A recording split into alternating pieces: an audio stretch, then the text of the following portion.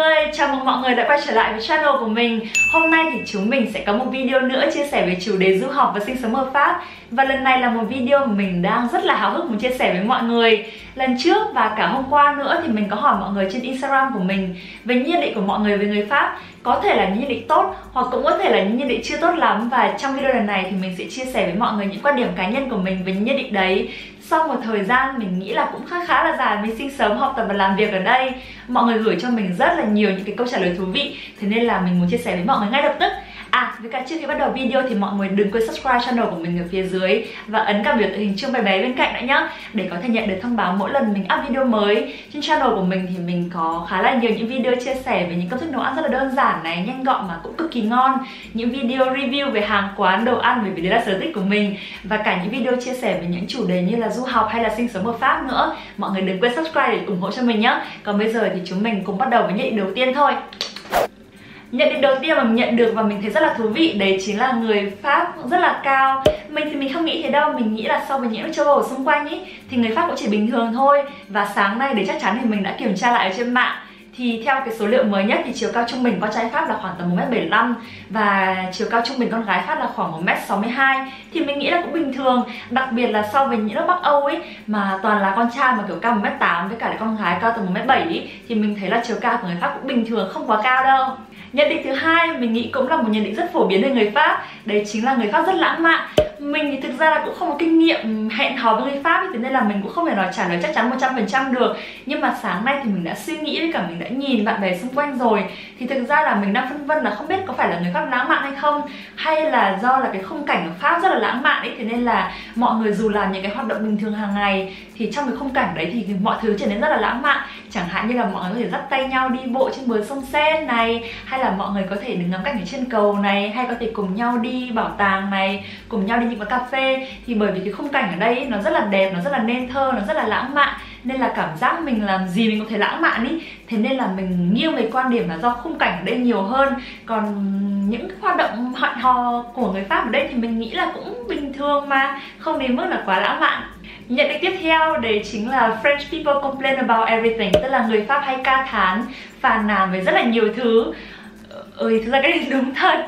Người Pháp có một cái characteristic, một cái đặc điểm mà mọi người hay nghĩ đến, đấy chính là gale, tức là người ta hay ca thán về nhiều thứ ấy. Từ giao thông công cộng này, từ thời tiết này, từ đồ ăn này, rồi dịch vụ, nói chung là rất là nhiều thứ. Và mình nhận ra là sau thời gian ở bên này lâu lâu thì tự nhiên không hiểu sao dù muốn hay không muốn thì mình cũng hay có thói quen như thế. Tức là nếu mà đến công ty mà muộn một chút thì kêu là ôi sao hôm nay kiểu giao thông công cộng kẹt thế, đông thế. Hoặc là nếu mà thời tiết mà nó có hơi kiểu sùm xì một chút cũng ca khá là ôi chả có không nhu cầu muốn làm việc gì cả bởi vì thời tiết xấu quá. Hoặc là nếu mà đồ ăn mà lâu ra thì bảo ui dịch vụ ở chỗ này chán thế, kiểu như thế. Nói chung là một thói quen cũng không tốt, nhưng mà không hiểu sao mình cũng bị ảnh hưởng. Và thời gian tới thì mình nghĩ là mình sẽ cố gắng để bớt gale, bớt ca thán hơn một chút.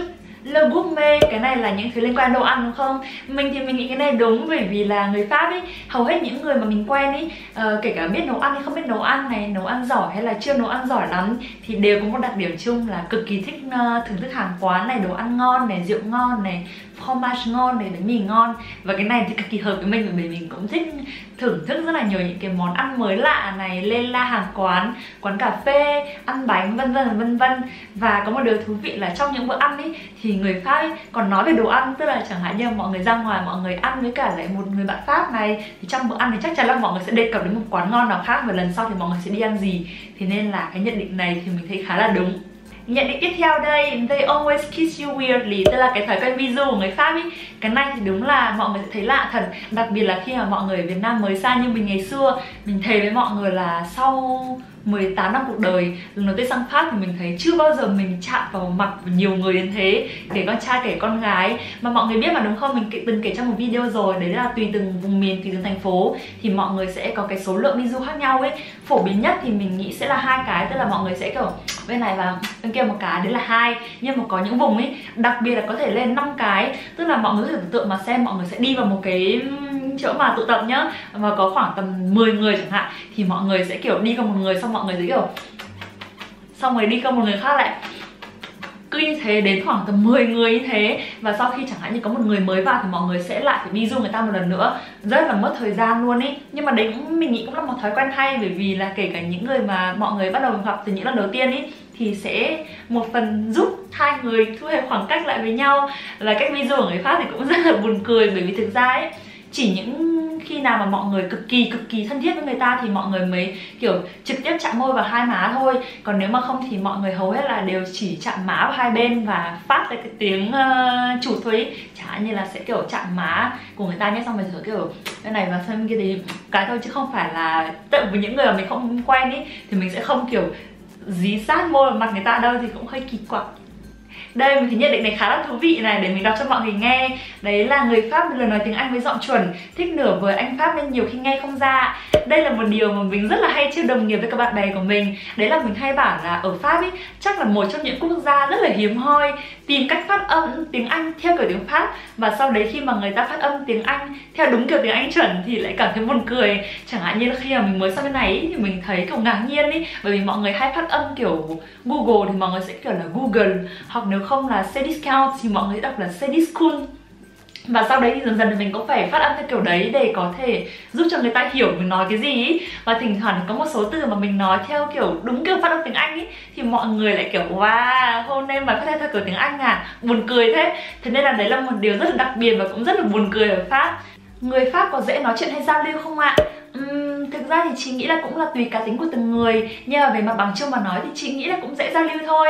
Chị từng nhớ có một người bạn đại học của chị thì đã từng nói là người Pháp ấy nhiều khi như quả dừa ấy, ở bên ngoài thì có vẻ như kiểu xù xì lạnh lùng, rất là kiểu khó tiếp cận ấy, nhưng mà một khi mà đã thân với người ta ấy thì người ta sẽ cực kỳ dễ tính này, cực kỳ thoải mái và có thể chia sẻ với mọi người rất là nhiều thứ. Nên là chị nghĩ là em cứ thoải mái lên, không có vấn đề gì đâu. Chỉ cần em tìm ra được sở thích chung với người ta và thoải mái trò chuyện, thoải mái chia sẻ thì người ta cũng sẽ làm ngược lại với em thôi.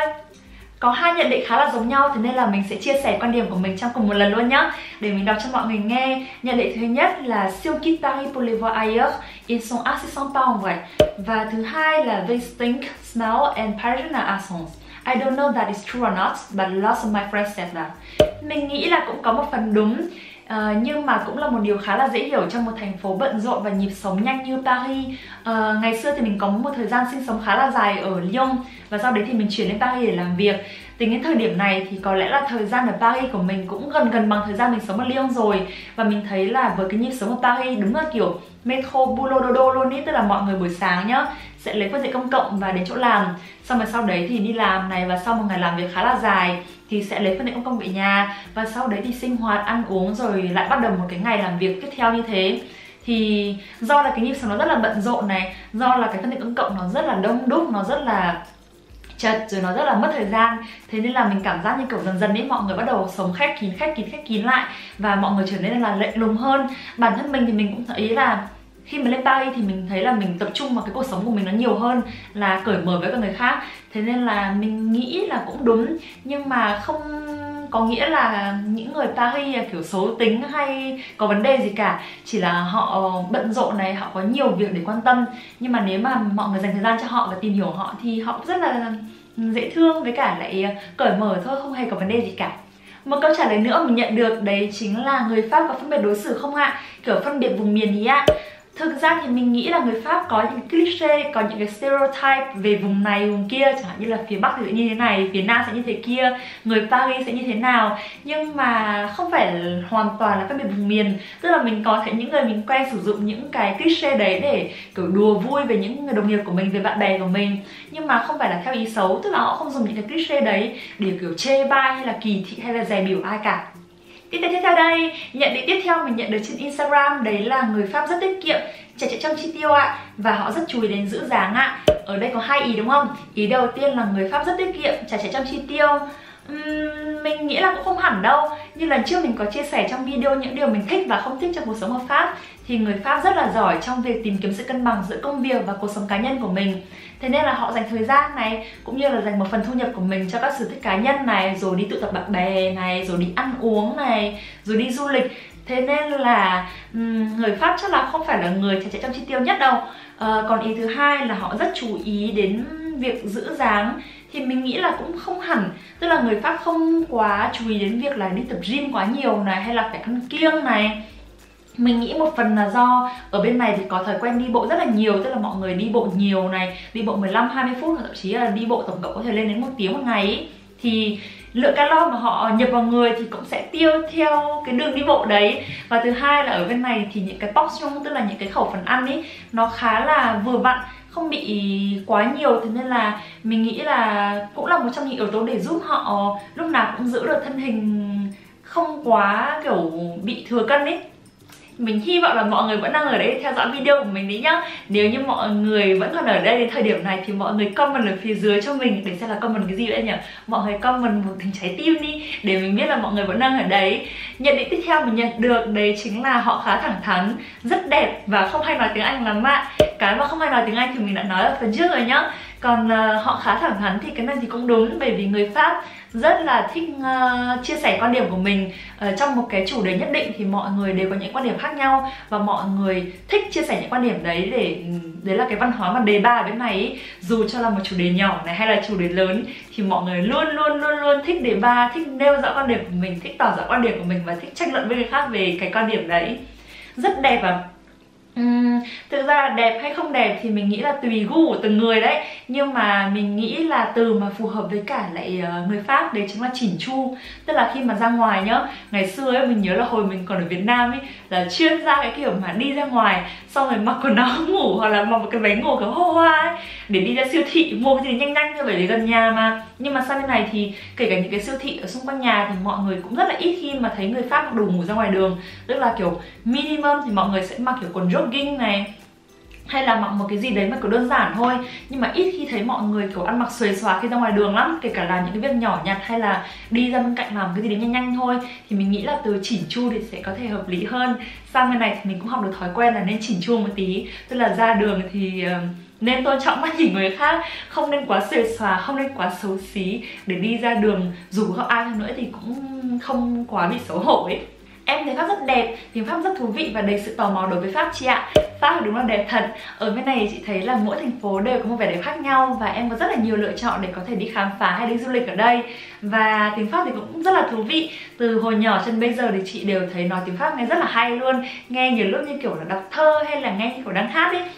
Ngoài ra thì có một điểm nữa mà chị thấy cực kỳ ấn tượng về người Pháp, và chị nghĩ là chị còn phải học hỏi thêm nhiều nữa. Đấy chính là ở bên này thì từ những người trẻ tuổi cho đến những người mà lớn tuổi hơn một chút thì đều có một vốn hiểu biết rất là rộng về nghệ thuật này, thể thao này, văn hóa này, chính trị này. Và chị nghĩ là thời gian tới thì mình còn phải học hỏi thêm nhiều nữa, đọc thêm nhiều nữa, xem thêm nhiều nữa để có thể có một cái vốn hiểu biết nó rộng như thế.